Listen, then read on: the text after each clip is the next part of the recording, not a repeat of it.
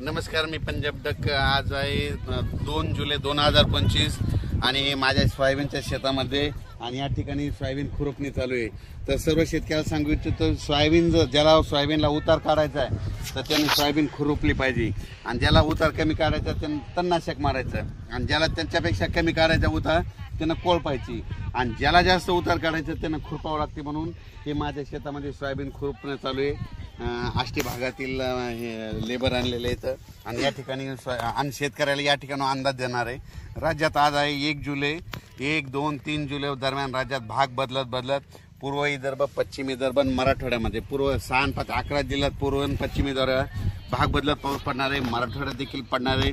सांगायचं झालं तर हा पाऊस बीड जिल्ह्यात देखील आहे, लातूर जिल्ह्यात देखील पडणार आहे, धाराशिव देखील जिल्ह्यात पडणार आहे, परभणी जिल्ह्यात देखील आहे, हिंगोलीकर देखील आहे, म्हणून हा अंदाज आहे। पण राज्यात सांगायचं झालं तर नांदेड जिल्हा, हिंगोली जिल्हा, वाशिम जिल्हा या ठिकाणी भाग बदलत पाऊस पडणार आहे, म्हणून हा अंदाज लक्षात, म्हणजे 3 जुलैपर्यंत हा पाऊस पडणार आहे, म्हणून हा अंदाज लक्षात येतात। राज्यातल्या सर्व शेतकऱ्याला सांगू इच्छितो की जसे वेगवार बसेल तसे शेतीचे कामं करत राहा। पाऊस दररोजच पडत राहणार आहे, म्हणजे एकदम असा बंद काही होणार नाही, म्हणून सर्व शेतकऱ्यांनी हा अंदाज लक्षात घ्यायचा। तर राज्यातल्या सर्व शेतकऱ्याला सांगू इच्छितो की बीड जिल्ह्यात काही भागात पडला, आज ह्या 2, 3, 4 जुलैपर्यंत तिकडे देखील काही भागात पाऊस पडत जाईल। त्याच्यानंतर नगर जिल्ह्यात देखील आज बऱ्याच ठिकाणी पाऊस पडत जाईल। म्हणजे सांगायचं झालं तर पाऊस दररोजच वेगवेगळ्या भागात पडणार आहे, सर्वदूर असं सगळीकडे सारखा पडणार नाही, भाग बदलत पडणार आहे, म्हणून हा अंदाज लक्षात घ्यायचा।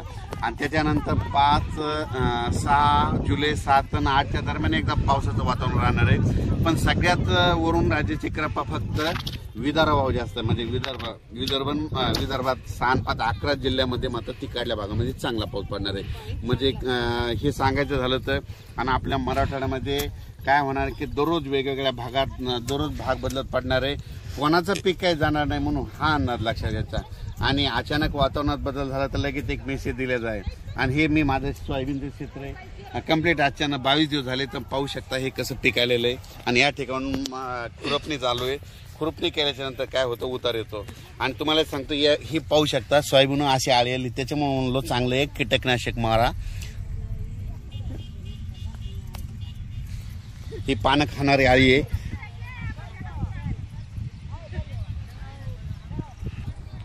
तर त्या आळीबद्दल एक चांगलं कंपनीचं कीटकनाशक मारा, त्याच्यामुळे कंट्रोल होईल नसता पानं खाणारी ती आळी आहे, म्हणून हे सगळ्यांनी लक्ष द्यायचं। पण राज्यात मात्र कोकण पट्टीतला घाटमाथ्यावरला पाऊस ते मात्र चालूच राहणार आहे। त्यांनी द्राक्ष बागायतदारांनी तुम्ही तुमच्या फवारणीचा तयारी ठेवा, कारण की तुमचा पाऊस काय बंद होणार नाही।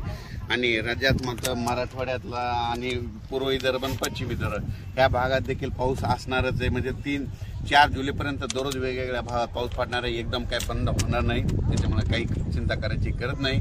पण राज्यात सगळ्यात जास्त वरून राज्याची कृपा फक्त विदर्भावर जास्त आहे, म्हणजे 6 आणि 5 11 जिल्ह्यामध्ये पाऊस चालूच राहणार आहे। त्यांना एक विनंती की तुम्ही जसं वेळ भेटेल तुम्ही तसे वापसा झाली तशी तुम्ही तुमच्या पेरणी करा।